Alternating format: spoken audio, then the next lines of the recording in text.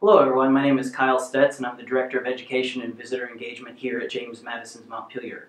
And we're standing in a room known as Mr. Madison's room. And it's in this room in June of 1836 that James Madison will pass away. And one of our most detailed and really our only description of Madison's passing and his final words comes from a member of the enslaved community. And that was written and noted by Paul Jennings. Paul Jennings was born here at Montpelier as an enslaved person in 1799. And at the age of 10, when James Madison was elected to become President of the United States, the Madisons took many of their enslaved domestics with them, including, at that time, 10-year-old Paul Jennings. And I often imagine the emotions that were running through Paul Jennings' mind and his heart at age 10, being taken away from his family, being taken to a city that he likely had never been to, and probably asking himself when, if ever, he might return to his family here at Montpelier. Now, during the Madison's presidency, we go to war. And in August of 1814, Paul Jennings is there in the White House the very day that the British marched down the streets of our new nation's capital and set all of the government buildings ablaze. Now, both that event and Madison's passing are recorded in a memoir titled A Colored Man's Reminiscences of Mr. Madison that Paul Jennings will publish later in his life. Now, after Madison's presidency is over, Paul will return here to Montpelier, and he will take on a somewhat new role. He will become James Madison's personal enslaved body servant.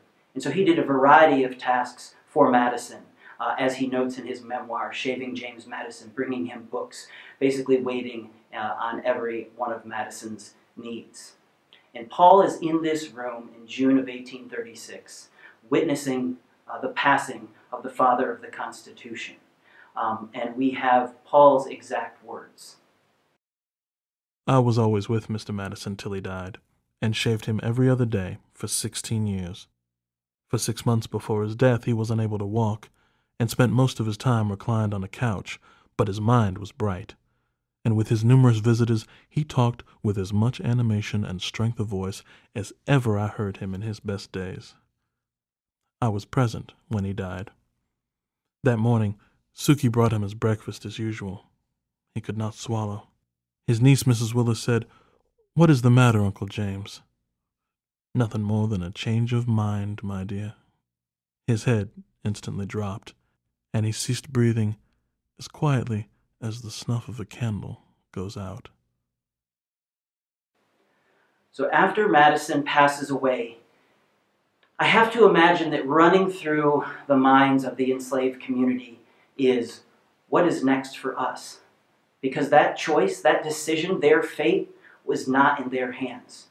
And we know that Madison, after his passing, his will is executed. He does not free a single enslaved individual. So Paul Jennings continues to be enslaved, now by Dolly Madison. Dolly Madison will move back and forth between Montpelier and Washington, D.C. before her permanent move to the nation's capital in 1844.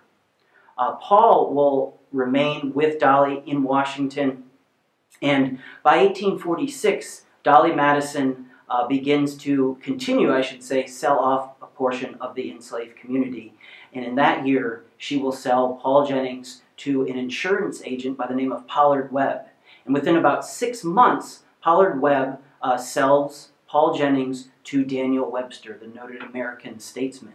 And this final transfer of Paul's ownership to Daniel Webster is with the understanding that Paul will be able to work off his freedom for $8 a month. And by 1847, Paul Jennings becomes a free man. And one of the first things we believe that Paul did once he got his freedom was he had an image of himself taken, a daguerreotype image. And today, Paul Jennings' descendants still possess a bit of a later copy of that photo, a cabinet card photo of Paul Jennings. And Paul remains the only individual member of the enslaved community that we have a photograph of. Paul will remain for the rest of his life in Washington, D.C., eventually purchasing property on L Street, a home, and then an adjoining lot that his descendants still own to this day.